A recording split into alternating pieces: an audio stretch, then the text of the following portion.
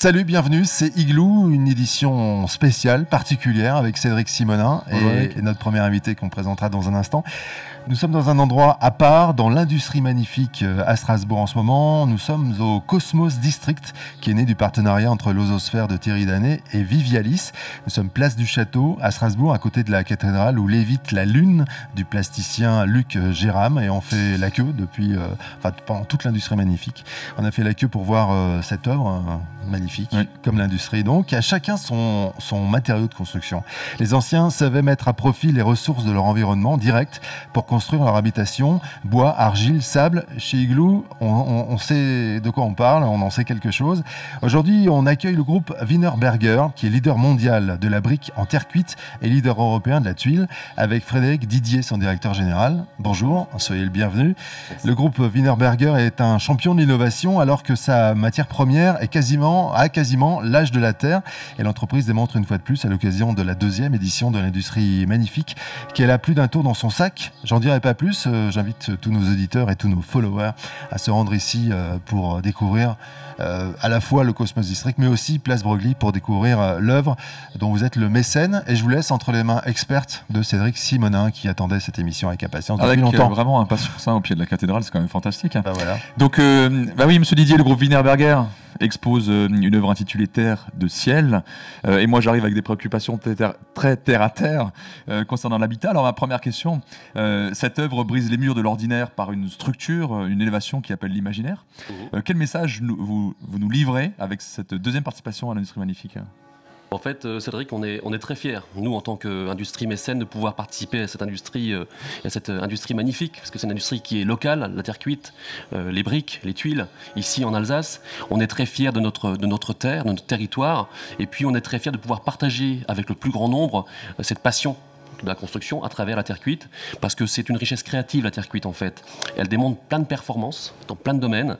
C'est fabriqué dans 3 usines ici en Alsace, à Betschdorf pour la brique, à Sels pour la tuile, et également à Arenheim, au niveau de l'Eurométropole de Strasbourg, à côté de Strasbourg. Donc un ancrage fort ici en Alsace, mais également en France par ailleurs et en Europe. Et puis on est très fiers de pouvoir montrer l'art sur la place publique. C'est une belle animation, c'est une exposition qui est ouverte à tous, c'est gratuit. Et après cette période de confinement, on est vraiment ravis de pouvoir remontrer un petit peu ce que l'on sait faire et ce que nos collaborateurs savent faire sur cette place publique. Donc merci à Patrick Bastardos, qui est notre artiste, qui a réalisé cette tour magnifique, cette terre de ciel qui s'illustre sur la place Broglie, et qui a travaillé en résidence chez nous à l'usine avec nos collaborateurs, avec nos produits, pour pouvoir réaliser cette sculpture qui marque bien notre personnalité chez Wienerberger. Et c'est très drôle parce que lorsqu'on est sur place et qu'on observe les passants et surtout les enfants, on a beaucoup de questions. C'est quoi ? C'est une fusée, un hippocampe ? On a eu pas mal de remarques de ce type-là. C'était très, très intéressant à observer. Ouais, hippocampe, j'ai pas vu tout de suite, mais bon. Moi non plus, mais l'imagination des enfants est vaste. Et exactement. Votre collaboration, comment elle s'est passée ? Il vous a tenu au courant de ce qu'il faisait ? Il a été très libre. C'est-à-dire que c'est un côté artistique où il est libre de faire ce qu'il souhaite avec nos produits, parce que c'est un petit peu le code de l'industrie magnifique. En résidence, nos produits chez nous, mais lui, il est libre de faire ce qu'il souhaitait. Bien sûr, il a présenté son projet, mais il a été tout à fait libre de construire et de bâtir ce qu'il souhaitait. Et vous ne l'avez pas refusé ? Vous n'avez pas dit non, ça nous convient pas ? Absolument pas. C'est son côté artistique qui est libre totalement. Alors, on est au Cosmos District, il y a une notion d'habiter l'univers, les autres planètes, en tout cas le cosmos. Il y a un lien aussi avec habiter la Terre. Et donc là, je voulais revenir à ça, c'est comment se passe votre groupe et surtout vos produits face aux enjeux de la transition écologique ? En fait, la transition écologique, pour nous, c'est vraiment la priorité de l'entreprise, du groupe et des collaborateurs. En fait, la terre cuite, c'est un matériau qui est extrêmement naturel, extrêmement sain. C'est un produit naturellement écologique, en fait. C'est-à-dire qu'on est capable de faire des produits pour le toit, pour la façade, pour le mur, avec de la terre cuite depuis des millénaires, plus de 2000 ans, on l'évoquait en introduction. Mais on doit aussi réduire notre empreinte, en particulier carbone, sur ces produits-là. Donc on travaille depuis longtemps, depuis plus de 20 ans, même beaucoup plus, sur cette transition écologique, et on a réduit déjà de 30% nos émissions dites de carbone, de CO2, en 30 ans. Et donc ça, nous sommes très fiers, mais nous devons aller encore plus loin. Et pour ça, on réalise beaucoup d'actions, en particulier des actions sur la biodiversité. On a l'équivalent de 50 terrains de foot bloqués pour préserver la biodiversité, la faune, la flore, les espèces protégées. On utilise de l'électricité seulement verte au niveau de l'entreprise, donc ce sont des actions concrètes au sein de l'entreprise, mais on doit aller encore plus loin. On doit réduire de 15% nos émissions d'ici 2 ans. et on veut tendre à la neutralité carbone en 2050. Donc on y travaillons. C'est bien, vous avez anticipé sur ma question suivante, comme ça j'en gagne une, on gagne du temps. On parle beaucoup aujourd'hui d'économie circulaire, de recyclage, vous venez d'en toucher un mot, mais qu'en est-il pour vos produits ? En fait, c'est un matériau qui est sain, je l'évoquais, c'est un matériau qui respire.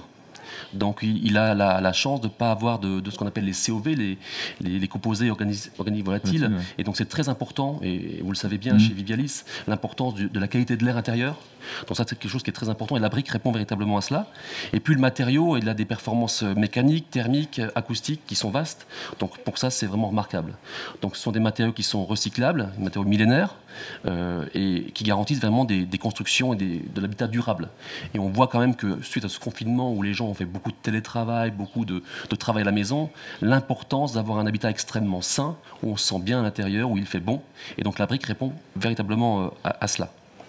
Alors Frédéric Didier a parlé de la qualité de l'air intérieur. Je fais juste une parenthèse. Il y a, vous savez, la collection pour les nuls qui a sorti un petit bouquin là, justement sur la qualité de l'air intérieur, où on a eu le plaisir d'y participer. Frédéric Didier, sans trahir de secret, à quelle innovation peut-on s'attendre là de votre part prochainement ? Alors c'est vrai qu'un secret normalement ne se partage qu'à une seule personne. Je crois qu'on est un peu plus nombreux ce matin. Oui, on est à peine 3 là. Un peu plus autour. En fait, plusieurs choses. On a véritablement travaillé sur un produit 100% naturel, 100% isolant, qui s'appelle Climamur, qui est produit ici en Alsace, à l'usine de Betschdorf. Donc c'est un matériau en terre cuite, une brique pour réaliser des murs, avec des alvéoles remplis de laine de roche, 100% minérale, et donc ça évite d'avoir un apport complémentaire d'isolant. Donc ça permet véritablement d'avoir un tout en un, très pratique, très efficace, d'un point de vue mécanique et énergétique. Donc c'est remarquable. D'autres projets, on a un projet de briques bas carbone qui est en test actuellement dans l'ouest de la France, dans notre usine de Durtal, et qui est appelé à rayonner sur la France ensuite, sur les autres usines, ensuite pour répondre aux besoins. D'accord. Et puis, plus prochainement encore, on a un produit qui va arriver en septembre qui s'appelle EcoBrick. C'est une brique de façade parement qui sera plus fine. Bon, ça, on pourra gagner un petit peu en surface au sol, et on pourra ou garder de la place davantage pour l'isolant, avec toute la collection de couleurs, que ce soit lisse ou ce qu'on appelle moule et main, donc texturé, pour avoir vraiment une réponse complète pour les projets et pour les architectes. Donc 3 grandes innovations qui arrivent là dans les prochains mois.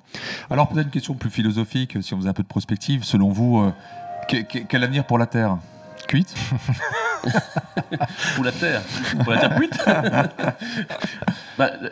L'avenir est très vaste parce que c'est un produit qui est millénaire, mais il a, je pense, encore des belles années devant lui, et de nombreuses, j'espère autant que sa création.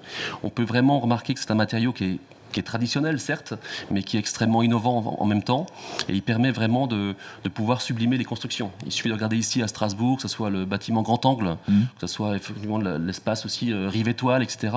On a de nombreux bâtiments réalisés en façade, en terre cuite, et on a vraiment une liberté architecturale qui est remarquable, et donc pour ça, je pense qu'il a encore une grande place, et ça, c'est allié à ses capacités de matériaux extrêmement sains, durables et modernes. Donc oui, je pense qu'on a encore 2000 ans devant nous.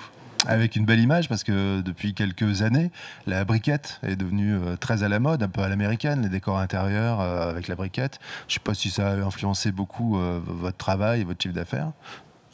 Alors, on travaille plus sur les bâtiments d'un point de vue extérieur, mais c'est vrai qu'on voit beaucoup de lofts, beaucoup de séries américaines, où on voit la chaleur de la terre cuite dans le loft. Ouais. Et la terre cuite trouve toute sa place parce que c'est chaleureux, c'est durable, et puis c'est chaud, donc on s'y sent bien. Et je sais pas quel imbécile a dit que pour 100 briques, t'avais plus rien, mais en fait, c'est pas vrai. C'est des conneries. Merci Frédéric Didier. Merci bientôt. À vous, merci beaucoup. Et puis ravi de vous avoir accueilli ici avec Radio en Construction sur ce plateau lors de l'Industrie Magnifique. Merci Cédric Simonin. Merci Eric. L'Industrie Magnifique, je le dis bien cette fois. À bientôt. À bientôt. Au revoir. Merci.